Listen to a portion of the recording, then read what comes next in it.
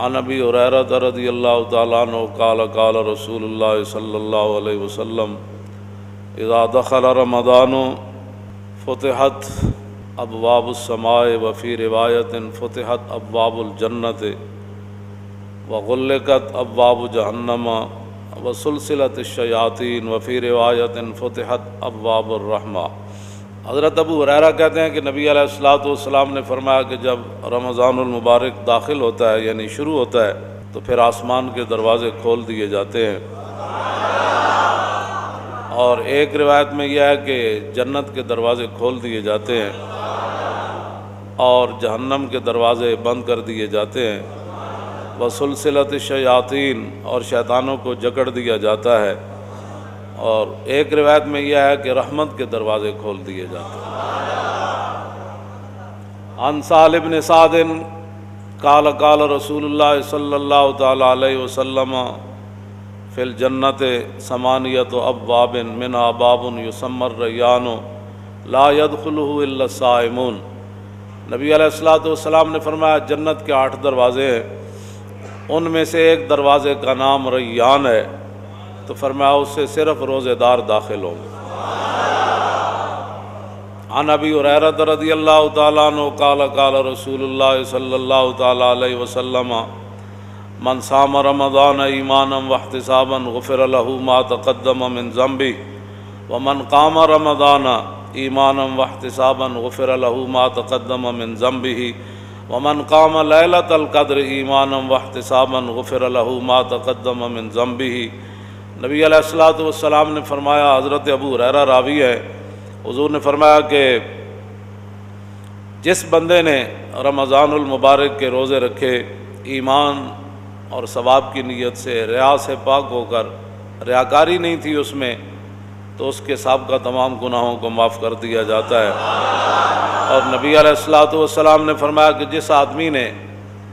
نماز تراویح پڑھی یعنی رمضان المبارک کی راتوں کو قیام کیا، تو حضور نے فرمایا کہ ایمان اور ثواب کی نیت سے غفر له ما تقدم من ذنبه، اس کے بھی تمام گناہوں کو معاف کر دیا جاتا ہے۔ اور نبی علیہ الصلوۃ والسلام نے فرمایا من قام لیلۃ القدر ایمانا واحتسابا، اور حضور نے فرمایا کہ جس نے لیلۃ القدر کی رات قیام کیا یعنی اس کو زندہ کیا اور ساری رات وہ اللہ کے سامنے کھڑا رہا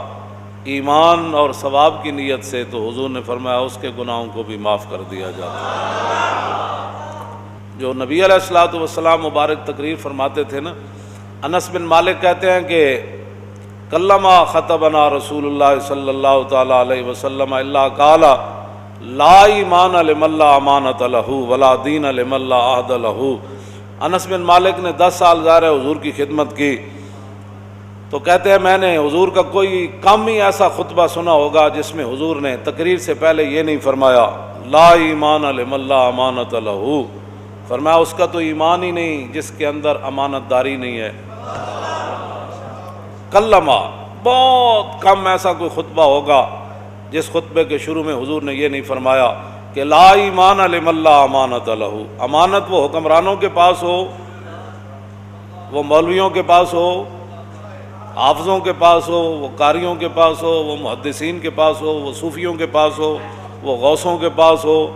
وہ عوام کے پاس ہو، وہ باپ کے پاس ہو، وہ ماں کے پاس ہو، جس کے پاس بھی جو امانت ہے، یہ مراد نہیں ہے کہ صرف حکمران اس سے مراد ہے۔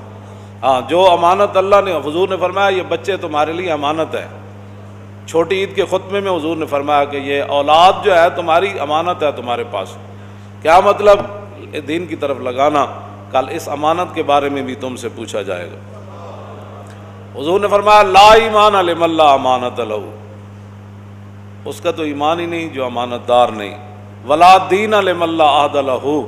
اور فرمایا جو وعدے کا پاسداری نہیں کرتا اس کا تو دین ہی کوئی نہیں۔ انجاب حضور کا خطبہ کیسے ہوتا، آگے ذرا تھوڑی سی میں تاکہ وضاحت اور کر دوں۔ عن جابر ابن عبداللہ قال کان رسول اللہ صلی اللہ تعالی علیہ وسلم اذا خطب احمرت عیناہ وعلا صوت واشتدت غضبہ کانہ منذر جیش یقول سبحکم ومساکم۔ جابر بن عبداللہ کہتے ہیں کہ جب نبی علیہ الصلوۃ والسلام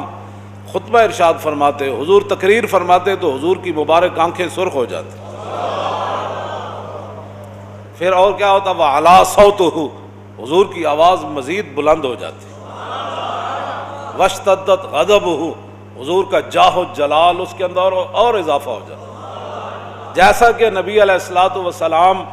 ایک ایسے لشکر سے ڈرا رہے ہیں کہ جو لشکر صبح حملہ کرنے والا ہے یا شام کو حملہ کرنے والا ہے۔ ایسی تقریریں جس سے قوم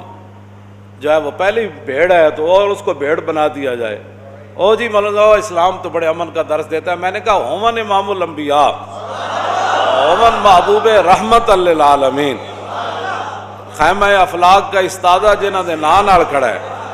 تے او تقریر فرمان تے انہاں دی مبارک اکھاں سن۔ مولانا تھوڑی امن سے بات کریں، آپ کو پتہ نہیں ہے اسلام امن کا درس دیتا ہے۔ میں کہو جنہاں دین دیتا انہاں دیاں تے اکھاں سرخ ہو جاندیاں تھا، انہاں دی مبارک اکھاں دا تو کوئی قیمت ہی کوئی نہیں نا۔ وَعَلَىٰ صَوْتُهُ، حضور کی آواز پہلے سے زیادہ بلند ہو جاتی۔ حالانکہ نبی علیہ الصلوۃ والسلام کی مبارک آواز میں اللہ نے یہ معجزہ رکھا ہے کہ جس طرح قریب والے کو حضور کی مبارک آواز سنائی دیتی، اس طرح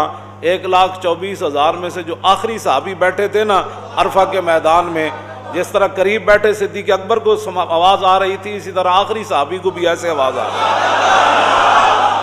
تو میرے آقا و مولا کی مزید آواز بلند ہو جاتی، وَعَلَىٰ صَوْتُهُ، اور وَاشْتَدَّتْ غَضَبُهُ، اور حضور کے جاہ و جلال میں اور سختی آ جاتی۔ قوم کو یہ مزاج بتایا ہوتا نا کہ حضور ایسے خطاب فرمایا کرتے جی، تو پھر قوم ہماری ناموس رسالت کے مسئلے کو بھی سمجھ جاتی، پھر حضور کی عظمت کو بھی سمجھ جاتی قوم، اور پھر رسول اللہ کی ختم نبوت کے مسئلے کو ایسے سمجھ جاتی کہ ایسے تلوار بھی کھڑی ہو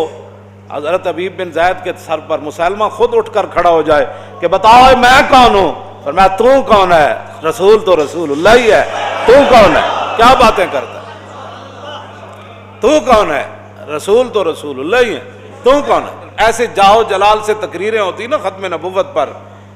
تو پھر حضور ظاہر بات ہے حضور وضو کے بھی مسائل بتاتے تو حضور کا اس وقت بھی انداز پھر۔ عن سلمان الفارسی قال خطبنا رسول اللہ صلی اللہ تعالی علیہ وسلم